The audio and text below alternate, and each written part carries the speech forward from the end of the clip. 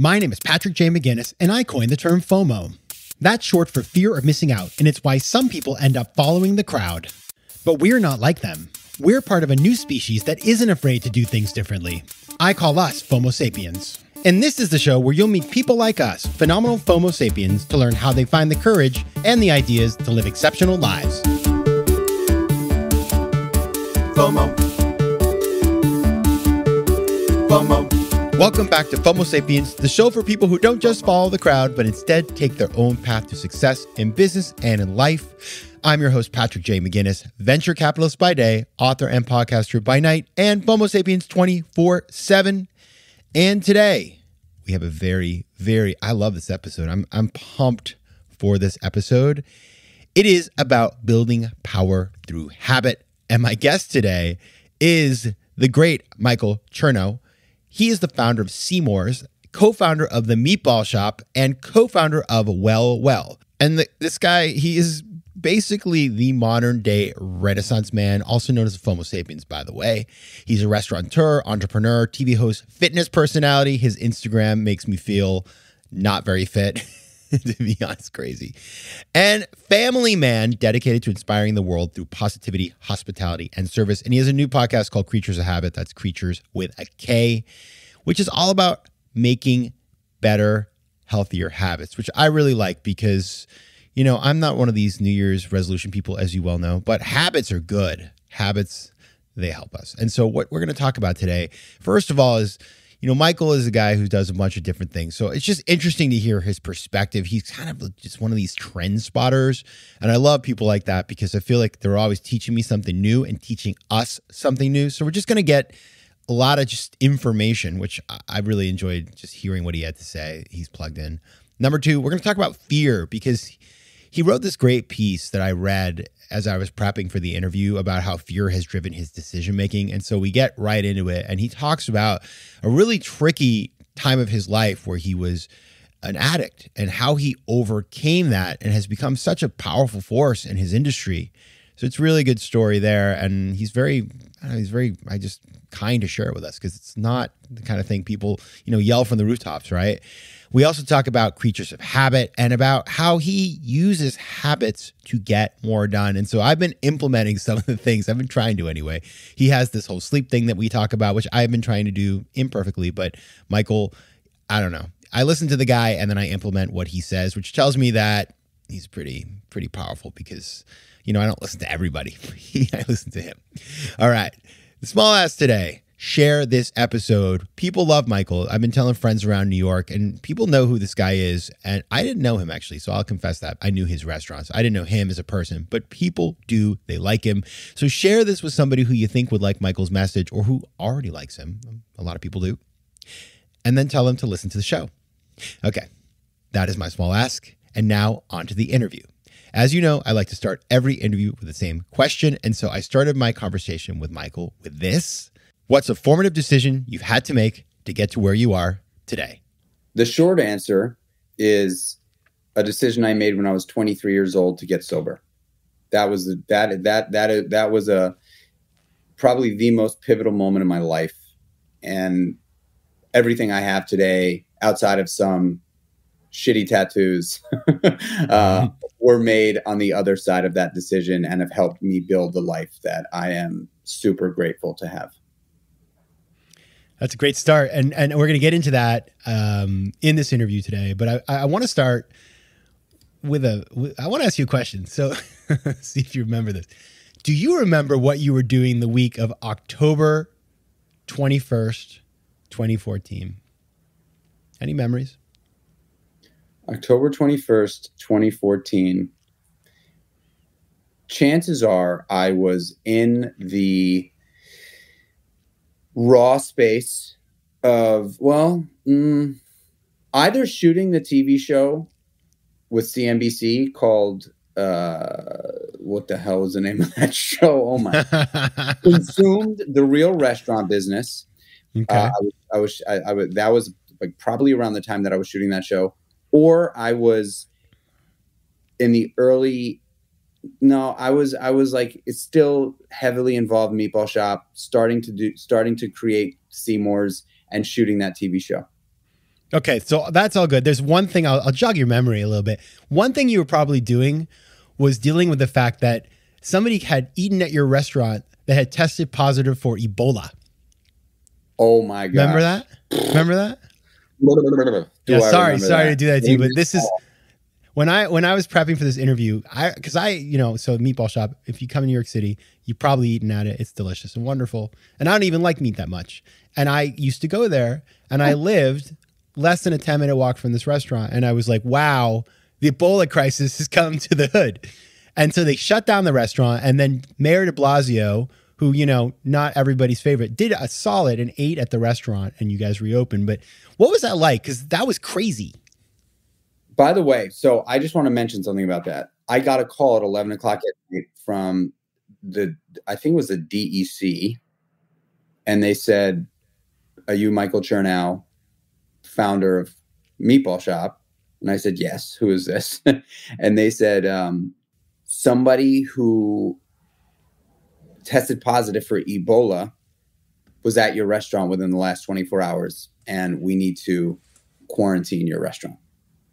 And I called on my partner, Daniel, and he's like, "I just got off the phone."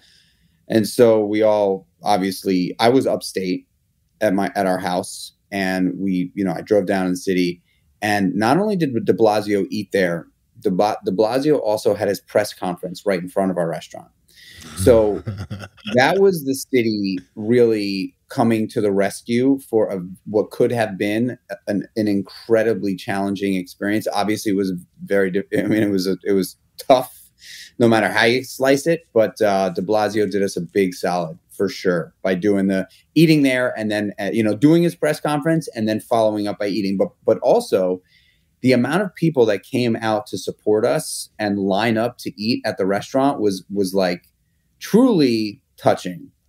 It was beyond. I mean, Daniel and I were like, wow, like this is New York City at its finest, Yeah, it's so true. And that's really cool, because it kind of shows us where you've gone. You've built brands and experiences that people really care about. Now, you mentioned at the beginning of the interview that you made this important decision to become sober. And I was reading up on you, and you wrote something that I thought, I imagine plays into a lot of this journey in your life. You wrote on a website called Local Optimist that, quote, "From as early as I can remember, fear played a big role in my decision-making process." So talk about why that is and how that sort of shaped your early years up until that moment when you made the decision to put your life back together.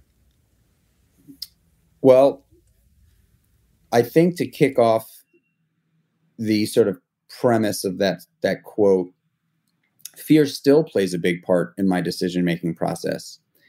However, there's two ways to experience fear from my standpoint. You can live in fear and truly struggle all the time because fear is present in everyone's life. There's no way around it. Or you can live with fear right next to you, where you put your arm around fear, you look at it, you appreciate it, you understand that it's there, and you embrace it. And before that day of August 2nd, 2004, when I was 23 years old and decided to just change everything, I lived in fear, and fear controlled my life. Fear really had its grips around me. And I ultimately did everything in my power to hide from it, run from it, escape it. And when I made that decision, I had to face fear head on and understood that the beauty of fear is that it's ever present for everyone. And on the other side of fear is always freedom. It just is. Fear is a doorway to success and freedom. And the only way to experience that is to run towards it full speed. That's my experience. And so fear certainly plays a role in my life today. Fear certainly plays a role in my decision-making process, except today, I never run away from it. I always look for it and run towards it. And I think that is the catalyst to a lot of the success that I've been able to build in my life. is that I absolutely use fear as motivation, as fire to fuel my engine. And so, fear can either be there for a very long time, or if you run at it hard and fast, it's there for a little bit of time. And so I like spurts of fear as opposed to long, drawn out soliloquies of fear. How'd you flip the switch? Like, we've had people on the show before who, one of my guests recently was paralyzed. He had an accident. He's quadriplegic for 2 months and has recovered mobility. And so like he's like a whole different person. That was his moment, right? Like for you, that changing a mindset. I mean, everybody wants to change their mindset. That's why everybody's doing, microdosing psychedelics nowadays. It's like everybody wants, I think, to reset. And I think we all became more fearful, especially during the pandemic. But like, it's really hard to flip that switch. Like, what was that process for you? I was brought to my knees. Really, I was at the end of my rope. It was a decision I needed to make or I was going to die. And sometimes I think that's what it takes for people to have an enlightening experience. For me, it was everybody that I loved and cared about, I pushed away. And they were for years telling me that I had so much to offer, but there was this thing that was standing in my way, and that thing was me. I just didn't know it. All I had to do was like have self-awareness and be aware enough to understand that like there was no one else to blame for my problem. There was no one else to look to for the answer. It was an inside job that I needed to uncover.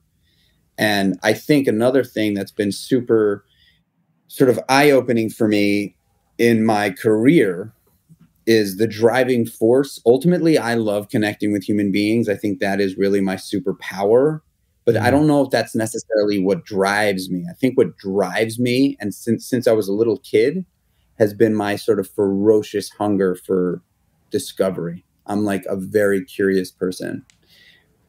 Curiosity is like at the core of my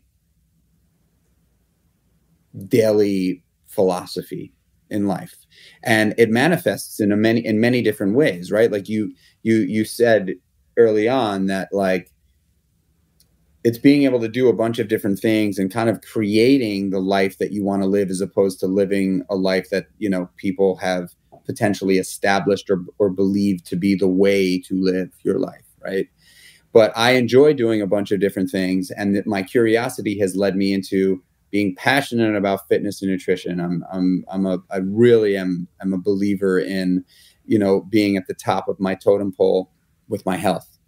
But I also am insanely curious about business, insanely curious about lifestyle in general. Like I really do love lifestyle, how people live their lives and how I can be an asset for other people in that journey.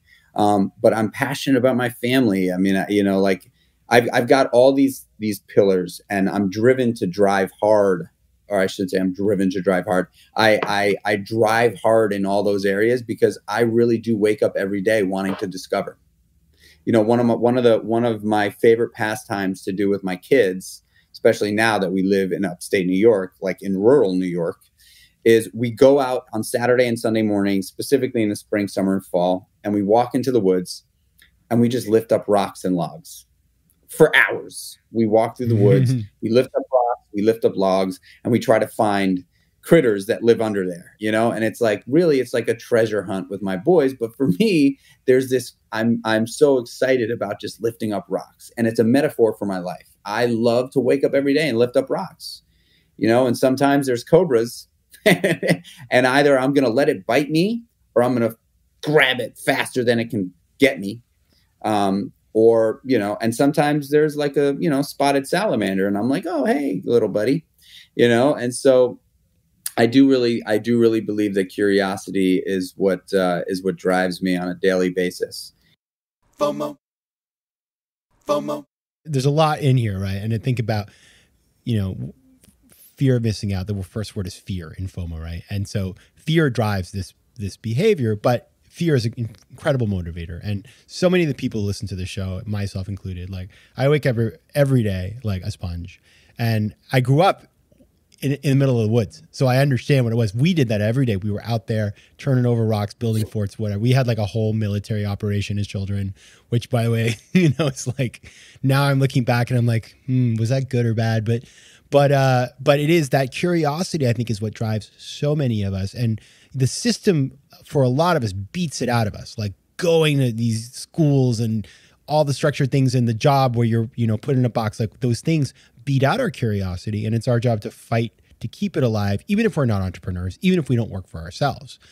Now, on the flip side of that, though, so you're what I like about your story, and I find it so exciting, is, you started out in the world of food, and you worked at restaurants, you started your own restaurants, you've moved on to media and fitness. Now you've you've got your hands on a lot of pots. I'm curious, was it always that you were doing a lot of things, or like when you first started in the food industry, did you have to do, you think about like, the classical, like Malcolm Gladwell, 10,000 hours or whatever it is, but like, did you have to become a specialist in order to get the expertise that you could then spread your wings? Or were you always somebody who was doing a bunch of different things?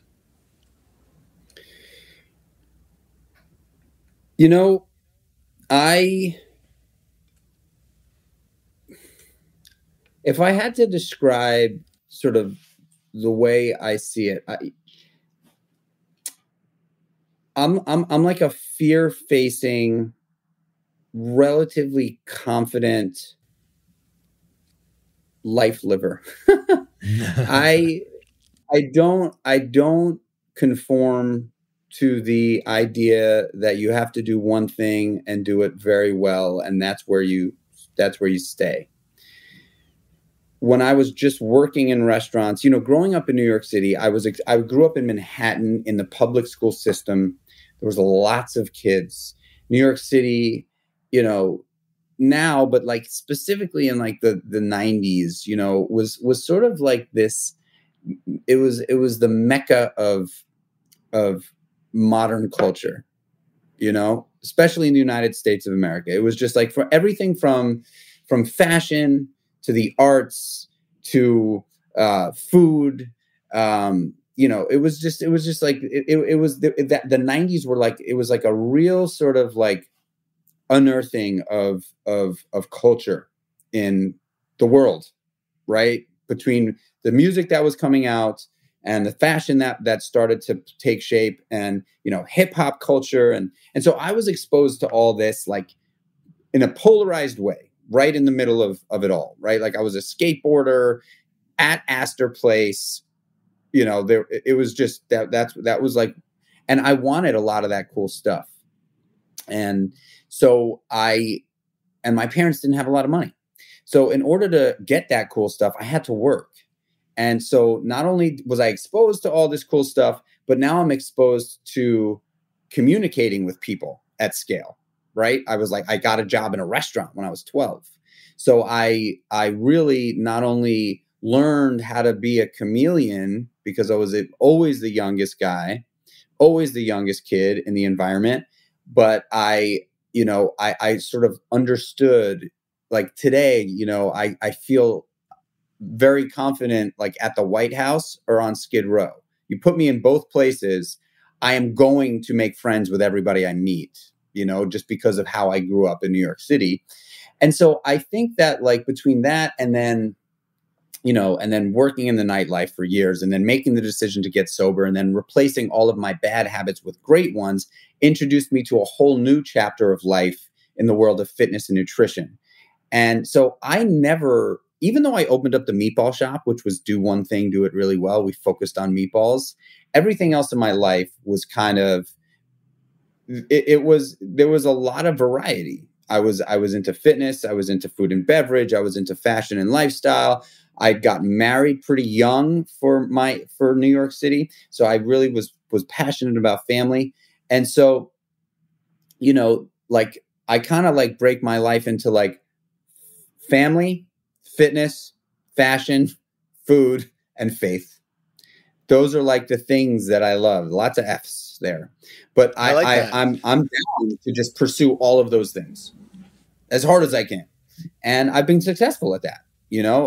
I launched a business a little over a year and change ago called Creatures of Habit, which I've taken a break from the restaurant business after 27 years and started this lifestyle and wellness brand called Creatures of Habit. It's a direct-to-consumer CPG company. We sell a product called Meal One, which is an instant and overnight oatmeal blend with all sorts of great supplements, super clean ingredients. And like I've just learned in the last year and a half, a whole new business.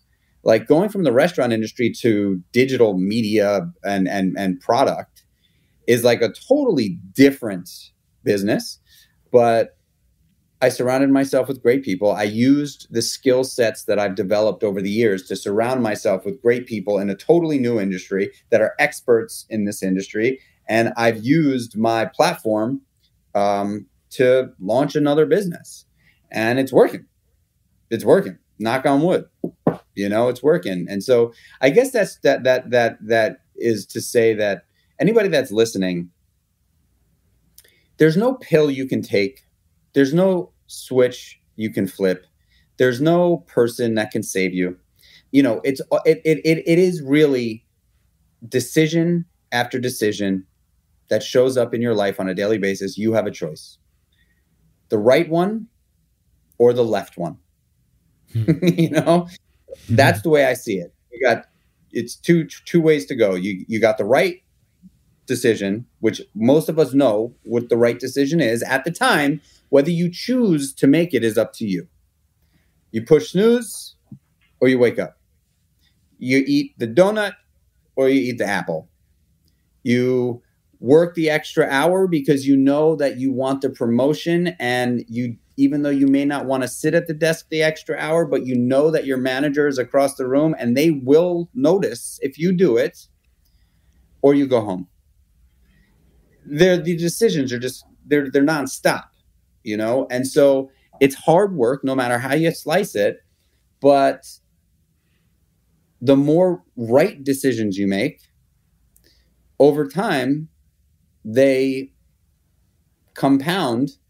And now I could say, after years and years and years of really hustling hard, I'm very comfortable working 6 to 8 hours a day. Comfortable. Don't feel guilty. Like, show up to my office at 11:15 and leave at 6 and feel totally okay by that because I put in the work. Like I believe that at a certain point there is a balance to life. There's this for years it was like hustle culture. Gotta work 18 hours a day. I don't believe in that shit. I think that there is a time and a place for it without a question of a doubt. I know for sure the first 2 to 3 years launching Meatball Shop, my business partner Daniel and I, we did work 90 hours a week. I almost lost my marriage. And I had so much stress that my hands and my feet were so swollen because stress had totally and it wasn't even stress about like the business, suffering or not. It was just that amount of work and not balanced out with any personal time is suffering for the human condition. Like truly we're not built for it. We need to be able to take a break and not have cortisol firing all the time, And it took me years to understand that, but now I know. And so when I started to walk the path of like, okay, maybe I don't need to work 14 to 18 hours a day. Maybe I should take the weekends off. Then only did I realize that like by doing that, I was far more efficient at work, far more efficient. Got so much more shit done by living that than working the 18 hours or 15 hours or whatever it was, FOMO. What I'm wondering here is like, so you're clearly somebody, like you think about the unhealthy things that people do, whether it's, partying all the time, drugs, abusing food, whatever. Everybody has something. Like I know very few people who don't have one or two vices, and some of those people then lose control.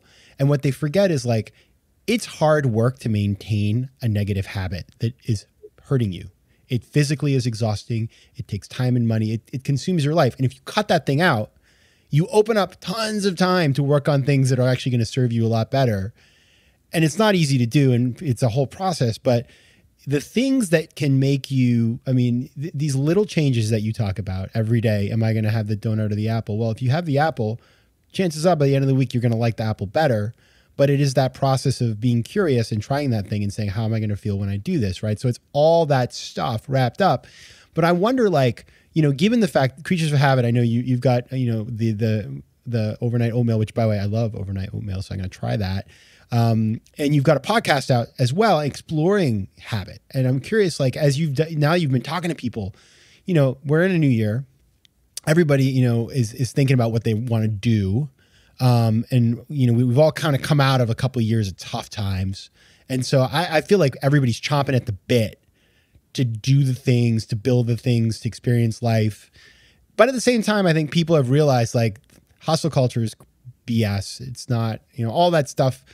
It just doesn't serve us. And so that's a marketing job. And, you know, at some point or another, you wake up and you're like, okay, I'm working all the time, and for what? And, you know, maybe you make it to the top of the mountain, but then you look around, there's nothing there. So there has to be balance.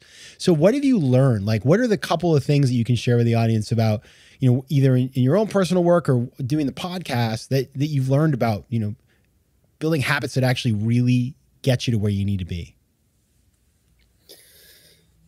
Yeah, I am, my mission right now as we sit here, personally and professionally, is to highlight habit and try my very best to convince as many people as possible that if you are not the priority in your life, you're making a mistake. That's not to say that my wife and kids aren't everything to me, because they are. My wife and kids are everything. But I am the priority. And I know that. And I don't sacrifice time with them. But I put myself first, always. And that means that I wake up an hour and 30 minutes before they do, so that I can take all the time I need to make myself the priority in my life on a daily basis.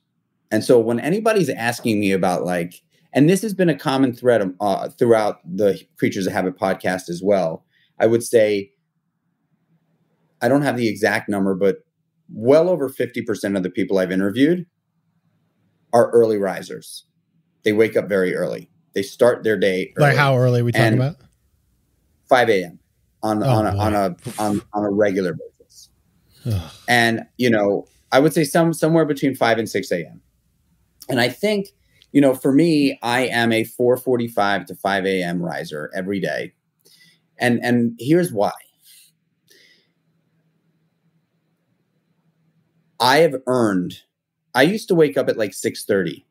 And then we moved upstate, and I had a little bit more time to set my environment up. Because, you know, we lived in a smaller apartment. You know, up here, I have like a lot of setup that I'm like stoked about. But I realized that if I woke up an hour earlier every day, I just earned the most valuable asset in life, which is time.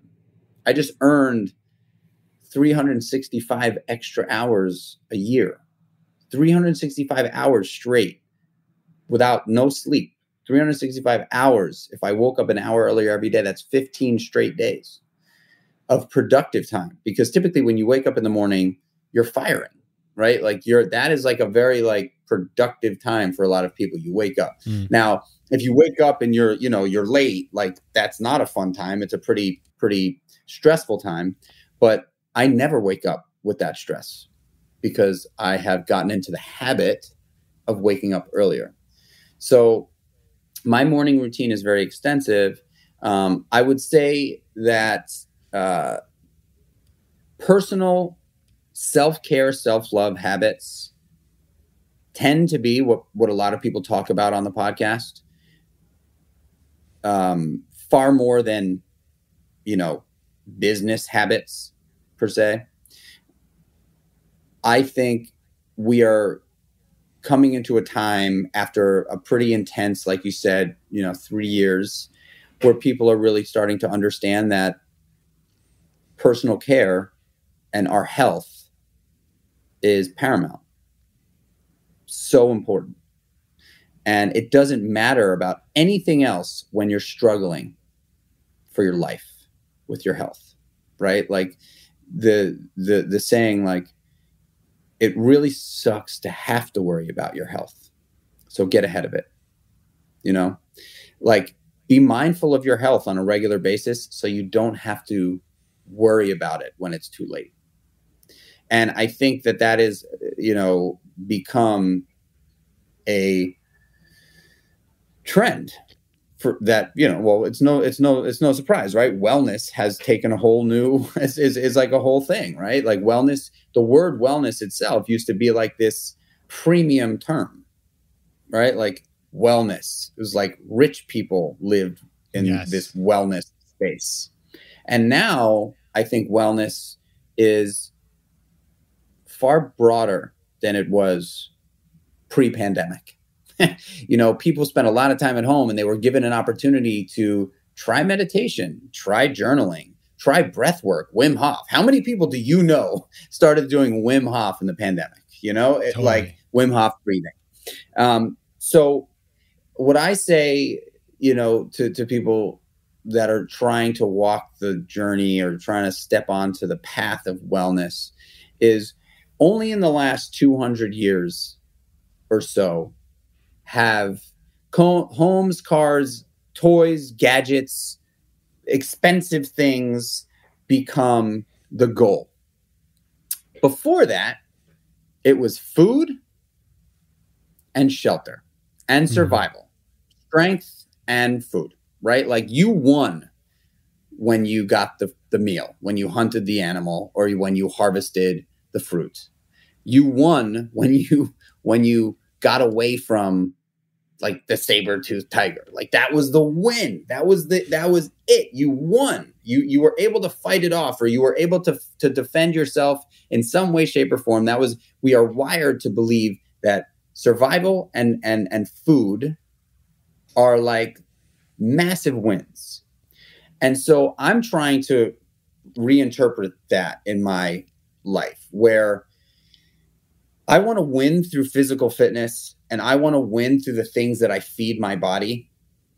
And if I can commit to doing those two things well, I can do anything, because those genuinely feel like wins for me. So I make sure that I physically move my body in a vigorous way every single day. So I feel exhausted at that moment. And it's a real win. Like I genuinely feel like I've won. I've won every day. It's something I can control. I can control a win. There's nothing better than being able to control a win, right?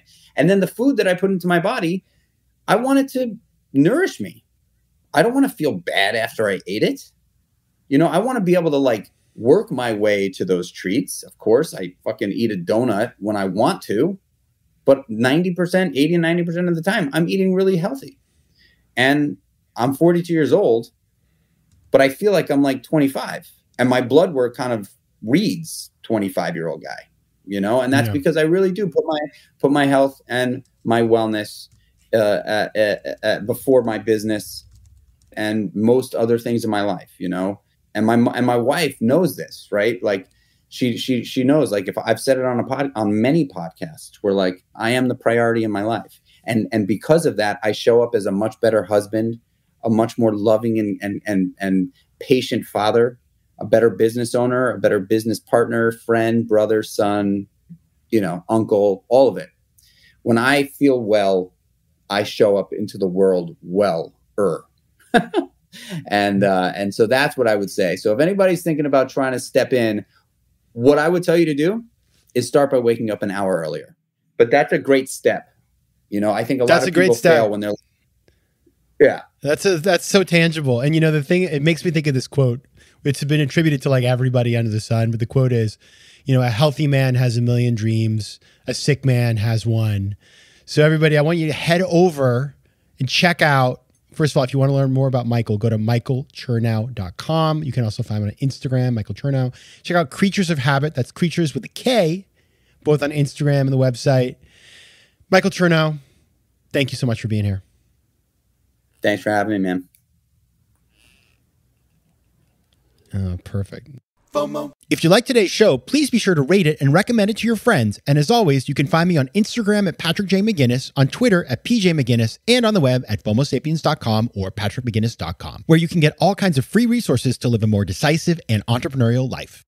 FOMO Sapiens is recorded in New York City. Theme music is by Mike McGinnis, and editing and post-production is by Josh Elstro. If you like today's show, please be sure to rate it and recommend it to your friends. And as always, you can find me at FOMOSapiens.com and at PatrickMcGinnis.com. To advertise on FOMO Sapiens, reach out to contact@FOMOSapiens.com. FOMO.